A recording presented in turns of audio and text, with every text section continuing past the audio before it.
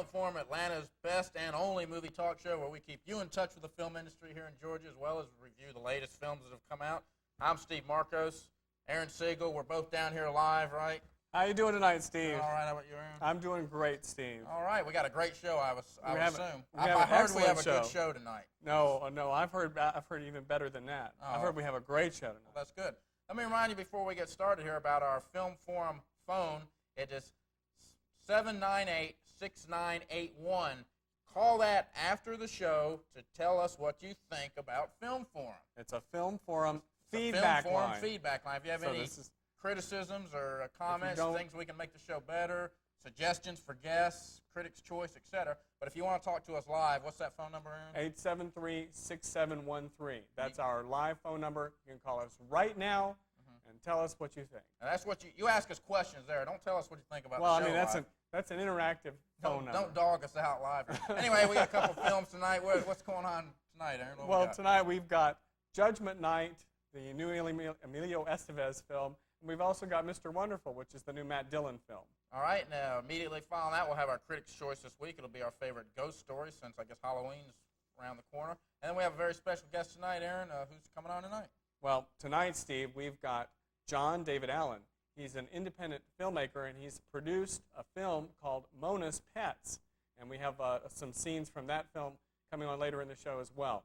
So stick around. All right, sounds like it's a winner, and we might as well get started. I'll let you go first as usual. I always let you go first. Go ahead. Okay.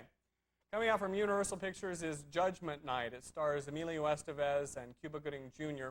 It's about a group of friends that go out for a guy's night out. They're going to go see the fights, so they rent a recreational vehicle, and they go down. They take the expressway to go down to the auditorium where the fight's being held.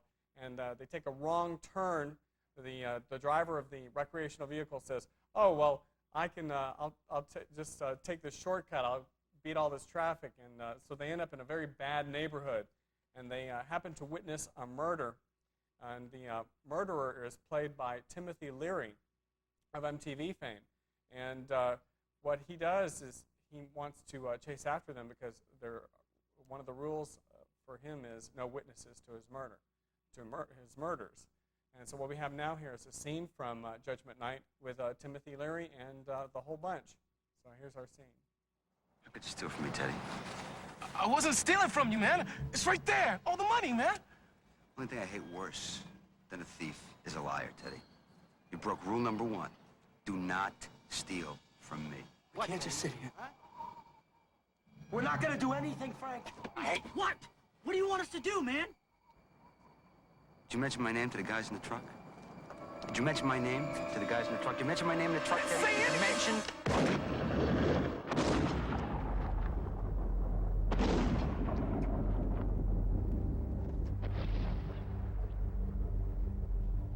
You know, we got another problem. How many guys in the truck? About 4. You want short plates, too. Great. Just great.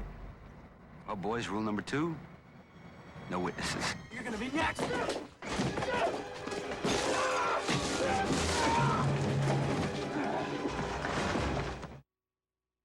Okay, and that's a scene from Judgment Night. It stars Emilio Estevez, Cuba Gooding Jr., and Dennis Leary. Yeah, Timothy, you've been taking too much of that acid, haven't you? No. Timothy Leary has been in a couple of films, Cheech and Chong's Up in Smoke being one of them. And I always confuse the last name Leary. And Dennis Leary is also in Demolition Man, which we reviewed last week. So I think the best way to describe this movie is tough. I think this is a tough urban drama. It's extremely suspenseful, and it reminded me of 2 films. One that came out last winter called Trespass, in which a couple guys witnessed a drug deal gone bad, and the drug dealers chase them around for the rest of the movie trying to kill them. But the movie it reminds me even more of is an old Walter Hill film, Warriors, right, in which some gang members are trapped in another gang's territory after dark, and they have to escape from the city. That's what this is like. If you like those 2 movies, you'll probably love this one. This is on the edge of your seat suspense here, because you don't know what's going to happen. You're in unfamiliar surroundings, and you've got Dennis Leary playing an excellent villain in this film. Yeah, I thought the bad guys in this movie were very good, him and all his henchmen. I think the test of a true bad guy, true good bad guy, is when you just can't wait to see him get killed. You want to see him suffer the most violent death possible. You want to see them shot in the head 50 times, crushed, murdered, and when they meet their violent demise, you really feel good inside. And that's a test of a truly good bad guy, and these are good bad guys. I agree with you 100% there. I think Dennis Leary was an excellent bad guy. All around. And I also wanted to mention that the soundtrack for this film incorporates both heavy metal and rap. They've got Run DMC combining with Living Colour. They've got Cypress Hill, and they've got Slayer, Ice-T, all of these different people. So the soundtrack to this film is also very... Well, I didn't just think the soundtrack stood out that much as far as the songs. I mean, it didn't, like, feature these songs prominently like some movies do. One thing I did love about this movie is that the good guys do not do stupid things that often. In other words, they don't do the right thing right away, but they don't do stupid things. And I say stupid things is like if you go back to Friday the 13th when someone knocks Jason down, he drops his machete.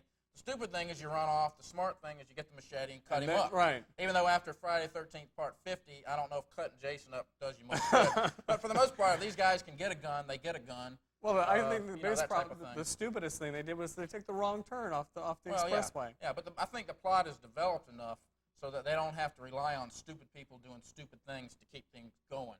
However, I would have been able to get out of this movie in 15 minutes because I knew what to do. So then there wouldn't have been a plot. So. Yeah, well, if I was in it, the movie would have been over in 15 minutes. All right, what do you give this film, Steve? I'm going to go with 3 stars. I thought it was a good I'm going to give film. it with 3 stars as well. All right, and that's on our 4-star system, so that's a above-average movie, definitely worth checking out. Particularly, like I said, if you like The Warriors and Trespass and that type of an action film. Okay, we also want to remind everybody we are a live show. If you have criticism or questions about films that have been recently released, the number here is 873-6713.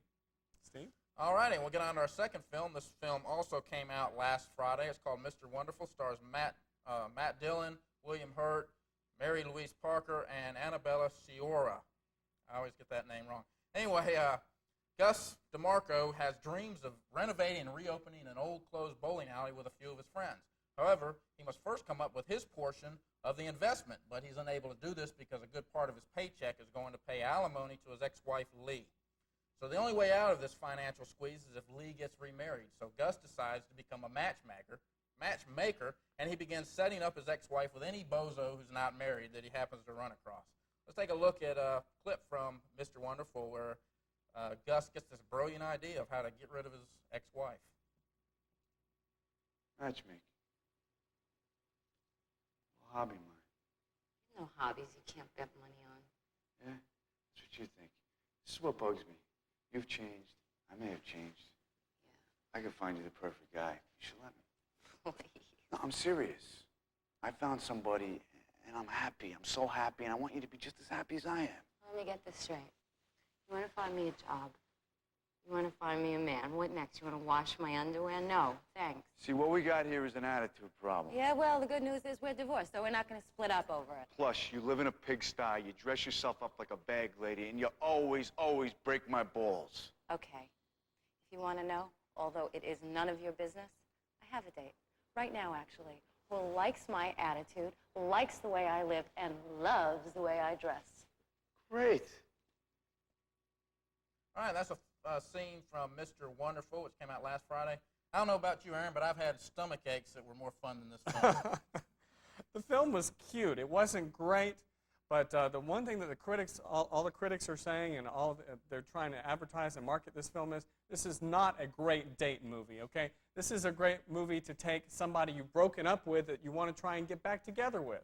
It's not a date movie as such because the characters don't go through that kind of thing. I thought this movie was excruciatingly bad, and it's one of the bad downfalls of being a movie critic. I couldn't get up and leave. I thought that, I don't know if this is the worst movie of the year. This is definitely the worst script I've seen in a long time. The movie tries to branch off in so many different directions, and every path it takes ends up in a dead end. Halfway through the movie, I don't know who's supposed to be falling in love with who. I don't know who this movie is focusing in on. Characters seem to come and go for no reason. There's characters in this film, I have no reason why they're in there. You have a major star, William Hurt, who starts off as Lee's lover, and you think, well, this is how this movie's going to develop. All of a sudden, bam, he's gone. You don't see him again. I don't know where he went. Half hour later, he's back. He's back. And these people come and go, and like I said, I don't know why a lot of the characters were even in there, and the movie takes off in so many directions and just dead ends. You keep expecting something to happen, and it's very unpredictable. It's very, very choppy. The editing to me, some of it was so atrocious. There were scenes that cut from one scene to the next so abruptly that I was startled. I don't think I could have been much more startled if a bomb went off in the theater, to tell you the truth, because, I mean, you're going around, bam, another scene. There's no transition. It doesn't fade, dissolve. It's just horrible editing.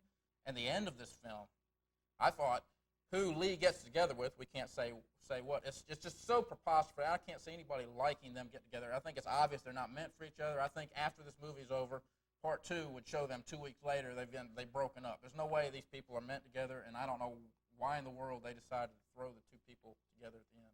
I don't know. Maybe they just didn't have a proper ending did for you it. think that the two people ended up with Lee, the guy who ends up with Lee, was meant for? I'm not sure. I really, the entire film, I just kept trying to second guess it, and the problem is that it kept changing. Yeah. I mean, it's like one week she's going out with this guy, and the next week she's going out with this guy, and I really didn't know what to expect. Yeah, you think that, you know, when it's over, you're just, well, you know, it was cute. I'm glad it's over. Yeah, I mean, I was frustrated. This movie was really making me mad. But anyway, I'm going to give this a half star. I'm giving it 2.5 stars. 2.5, so you liked it a little bit more. Now, this is 1.5. That's a little bit below average. And you figure $1.50 per star is what you spend on a film, and what does that average out to? Well, I only give it a half star, so I'd spend 50 cents. there's no more 50-cent movies anymore. So Well, that'd be 75 cents, wouldn't 75 it? 75 cents. But anyway, that's like I said, that came out last week. Mr. Wonderful. If you go and see it and hate it, well, you got what you deserve. Okay. Anyway, let's get on with Atlanta's Top 10. Atlanta's Top 10. These are the films that you went to see this past weekend, so don't blame us for what comes out in the top 10. Okay, at number 10 this week is Mr. Jones, a Richard Gere, Lena Olin film, drops from number 8. It's the second week of release. At number 9 is The Program, James Caan, and what stars in this film about the athletic programs at various universities. In the national Top 10, that's not in the Top 10. It's replaced by A Bronx Tale. It was number 5 last week, falls to number 9 this week. At number 8 this week is The Joy Luck Club, produced by executive producer is Oliver Stone. It breaks into the top 10 after the third week of release. Number 7 this week is Age of Innocence, the Martin Scorsese film adapted from the Edith Wharton novel. And it drops one notch to fall at number 7. Debuting at number 6 is a film we just reviewed, Judgment Night, starring Emilio Estevez and Cuba Gooding Jr. I thought that would debut Dennis Leary. I thought that would debut a lot higher than that. Okay, and number 5 this week is Macaulay Culkin film, The Good Son, a ripoff of The Bad Seed, remains in the top 5. I don't know why. Number 4 this week is Cool Runnings, inspired by the true story of the first Jamaican Olympic bobsled team. And this is the film Disney was banking on being their hit for the year. And it's doing pretty good. Yeah. It was number 3 last week. It drops to number 4. Number 3 this week is Malice. It falls one place to number 3. This is Alec Baldwin, Nicole Kidman, and Bill Pullman. And the plot is so complicated and so twisty, it's very difficult to describe. Number 2 this week is Demolition Man. It lasted 1 week at number 1. Stars Wesley Snipes and Sylvester Stallone. And that's number 1 nationally still. It's a parody science fiction type action drama More of a comedy than an action film. about futuristic criminals and cops. And number 1 this week, the new number 1 film for the first week in a row, Beverly Hillbillies, which we reviewed last week. All right, and no longer in the top 10. Mr. Nanny lasted 1 week. It got as high as number 10. Fugitive's finally gone. It was number 1 for a while. And it's still in the top 15. Is it? It's still doing real well. For Love or Money lasted a couple weeks. It got as high as number 7. Those are no longer in the top 10. So now let's get on with our Critics' Choice. Like I said, this week, our favorite ghost stories. Aaron, what's yours? Well, when I think of ghost stories, I think of both ghost stories that are comedies and ghost stories that are dramas and horror films and such. My third favorite ghost film was High Spirits. It came out in 1988. It was directed by Neil Jordan. You might remember him. He did a film called The Crying Game. He wrote and produced this film as well. It stars Peter O'Toole, Daryl Hannah, Steve Guttenberg, and Beverly D'Angelo. It's about the story of a castle in danger of foreclosure and the people and the ghosts that rally to help keep it from being foreclosed upon. My second film came out in 1990. It was Ghost. It was directed by Jeffrey Zucker, one of the people responsible for Airplane. It starred Demi Moore, Patrick Swayze, and Whoopi Goldberg. It's a story of a young man who's accidentally murdered and comes back as a ghost to avenge his death and to warn his girlfriend of danger from other means. And my number 1 favorite ghost story film came out in 1988, was directed by Tim Burton. You might remember him. He did Batman. This film is Beetlejuice. It stars Alec Baldwin, Gina Davis, and Michael Keaton, also of Batman fame. It's the story of a recently deceased couple that enlists the help of a bioexorcist to rid their former home, which they're now trapped in for eternity, to rid their former home of an obnoxious family who's just moved in. Those are my top 3 ghost story films. All righty, I only have 2. I'm going to start off with my second then. It's Poltergeist, came out in 1982, directed by Tobey Hooper, who was responsible for the low-budget masterpiece Texas Chainsaw Massacre. The Freeling family's suburban home is invaded by harmless spirits, or mischievous spirits, called poltergeists. However, unfortunately for the Freelings, these usually harmless ghosts turn hostile and kidnap their young daughter, Carol Ann, and take her into another dimension. The Freelings ask for help from paranormal expert Dr. Lesh and from the eccentric psychic Tangina. Poltergeist became one of the mega hits of 1982 as it rose to prominence on the crest of spectacular special effects and horror and comedy mixed together in an entertaining way. As some of the humor was a result from the humorously realistic interactions of the Freeling family, most of the horror and the thrills came from screenwriter and producer Steven Spielberg, who was able to conjure up memories of what scared us as kids. If you remember that creepy-looking tree outside your house at night, or that stuffed clown in your room that you were sure came to life every night and tried to get you, well, Spielberg remembered all those things. He's incorporated into a script, which makes Poltergeist very scary because it brings the horror so close to life. So you mix together this childhood nostalgia, throw in a couple colorful characters, add a little bit of some gory makeup, and heap upon it some state-of-the-art special effects, you got one hell of a ghost story. Poltergeist starts off a little bit slow, but once the ghosts get angry, the film is a relentless barrage of thrills and eye-popping special effects, and it never lets up until the final credits roll. It was followed by 2 horrible sequels, and the original was nominated for Best Visual Effects and Musical Score. Interesting to note, after each sequel, someone from the cast died, or after each film. The original Poltergeist, Dominique Dunn, who plays Dana, the Freeling's oldest daughter, was murdered by her boyfriend. Zelda Rubinstein, who plays Tangina, died after Poltergeist 2, and about 4 months after the release of Poltergeist 3, Heather O'Rourke, the girl who plays Carol Ann, suffocated to death. So we're glad they spared us a number 4 for our sake and for those of the cast. Now, my favorite of all time, The Changeling, came out in 1979, stars George C. Scott, Trish Van Devere, and Melvin Douglas. After his wife and daughter are killed in an automobile accident, musician John Russell takes a teaching job in Seattle where he moves into a house haunted by the ghost of a young boy. It seems this ghost wants someone to get to the bottom of his mysterious death, which happened some 70 years ago. This movie is set in a perfect haunted house, a big, eerie, turn-of-the-century mansion, and Changeling is an intelligent ghost story that knows exactly what it takes to stand your hair on end, while at the same time keeping you entranced in a murder mystery that becomes more and more fascinating as each clue is unearthed. The film becomes a spectral masterpiece by combining eerie minor key piano score with dreary atmosphere, seances, moving objects, hauntings, all that kind of stuff. From the very first haunting, we know something's wrong, and we can't wait to see what it is. Furthermore, the murder mystery behind this thing is a powerhouse of intrigue, and the crafty script drops some of the most poignant clues that I've ever seen. As a result, the final end, when it comes about, my mouth drops open, and I just marveling at the brilliance of this script. I think Changeling is probably one of the most brilliant ghost stories ever told, and those are my 2 favorites. That's great. All righty, so we get on with the video releases. Remember, the point, we like to say the point of Critics' Choice is to give people suggestions when they go to the video store. Right. If you don't know what to get, hey, there's some good ghost movies. We just told you 5 of them. Anyway, video releases this week. We got a Cop and a Half, which came out a while back. That's 1.5 stars we gave it. Burt Reynolds, kind of a for kids only type film. Burt Reynolds and a little kid that I can't remember who I can't remember his name either. Anyway, A Far Off Place, which came out. The Sandlot, which we gave 3 stars. 3 of Hearts, which we gave 2 stars. And on pay-per-view this month, Benny and June, which is an excellent film. Good film. We gave that 3.5 stars. Got to check that out. Sniper, which we gave 2, and Teenage Mutant Ninja Turtles 3, which I guess neither of us have seen, so we haven't given any stars. All right, each week on Film Forum we have a special guest. This week we are exceptionally lucky. We have John David Allen. He's an independent filmmaker who has produced as well as directed a film called Mona's Pets and several others. What we'd like to do now is welcome John David Allen to the show. John? Thanks. Nice to have you on. So independent filmmaker. So tell us a little bit about what you do.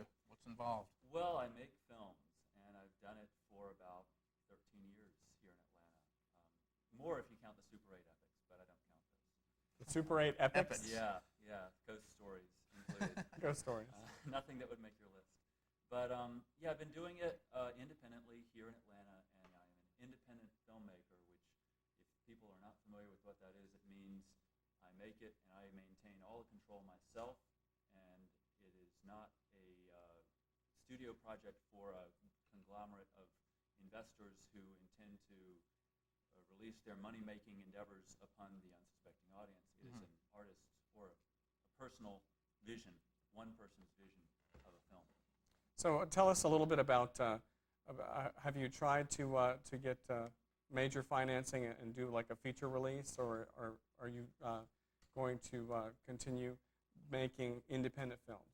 Well, I hope to continue making independent films. The track record of independent filmmakers who go into making studio films is very poor.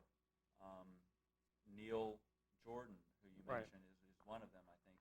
When he makes his independent films, he does a great job, and then there's those two studio films that are, most would agree, are his worst films. How hard is it to get financing for an independent film, and where do you go? What are the sources to get some financing? Well, there's a lot of different sources, a lot of different ways to fund a movie. None of them are easy.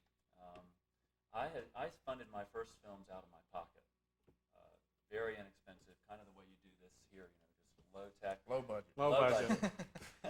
All right, well, no budget. I understand. I worked up from that to getting grants, and I'm up to making Mona's Pets, which we're going to see a piece of, and then using these and the other films I've made, hopefully get a studio deal to make an independent film with studio backing is the ultimate kind of goal. Okay, why don't you go ahead and set up Mona's Pets for us, and Okay.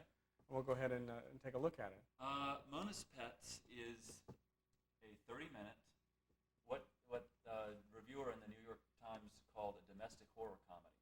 Domestic horror comedy. Yeah, and it's fun. The whole idea of it is to have fun. Now, a warning to the audience: it is a little gross. Do not try this at home.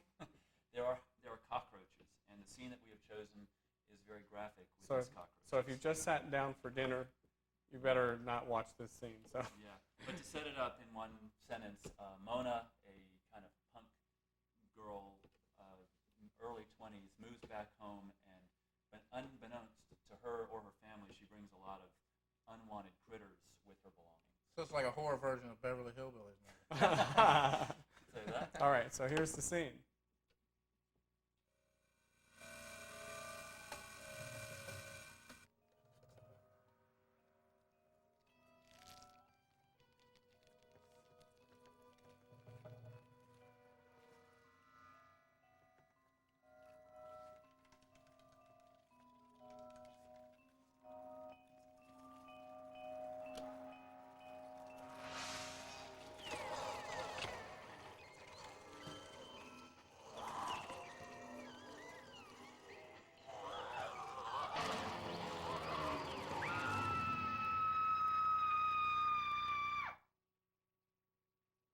You'd better come out here right now. You brought bugs and they're everywhere. Mom's so upset she isn't even going to work. Don't you two have school? Doesn't start for another week.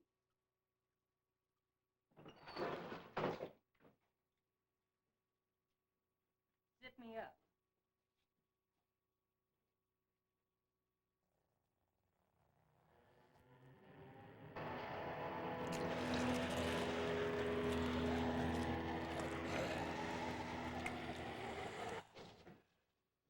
Thank you. Your roaches are Okay, that's a scene from Mona's Pets, and we have the producer, director, everything. We're sitting here with John David Allen. Let me ask you a little bit about distribution. How do you go about getting a film distributed? Well, with Mona's Pets, I sent it out to every possible distribution outlet I could find, mostly distributors in New York, and I went with First Run Features, which has a really good record with independent work. And they have distributed. They're the ones that got it, the screening at New York's Film Forum, not this Film Forum, but there is a Film Forum in New York that shows a lot of independent work. And they are now booking it all over the country in art houses and university settings. I get reviews from time to time. They'll send me a review from an Ohio paper that it's screened in Ohio or Louisiana or wherever. I understand also that the films, has Mona's Pets shown on HBO? and No, Cinemax? no. It has not yet had a cable deal of any kind. In fact, People TV is probably one of the only airings it's had of any kind over television. So this little tiny clip here. Yeah, we're still working on that. What to give somebody an idea if they're trying to make a film like this, 30-minute film, or say at a cost per minute or something. What kind of money are people looking in just doing an independent film? Well, I would say if you've never made a film before, especially, to set your sights very low on your budget. The first film I made, I spent about $500 per minute, and that was a 16-millimeter completely finished film. And how long was it? It was 10 and a half minutes, and I made it in 1981. Mm-hmm. So by today, what would you say per minute? This film Well, of this you can nature make would a come up? 16-millimeter film for less than that. If you get a lot of free help and stuff. Yeah, like I mean, that. a lot of free help on your first work. And, Mona's Pets cost a little more than that. And so how long have you been doing this? Well, 81 to 93, so that was 12 years. How old are you? I'm 29. Can I ask that question? You can ask it away. 29. So did you go to film school anywhere? No, I went to Image Film and Video Center here in Atlanta. They have courses. I was going to ask, like, how do you go without going to a major university? Say you've graduated, you want to get some schooling. Where do you go for a type like this? Well, I took a couple of workshops at Image and did it on my own. Okay. All right. That's about all the time that we've got here. We want to thank John for coming on the show this evening. Thanks for having me. John. Enjoyed being here. Okay.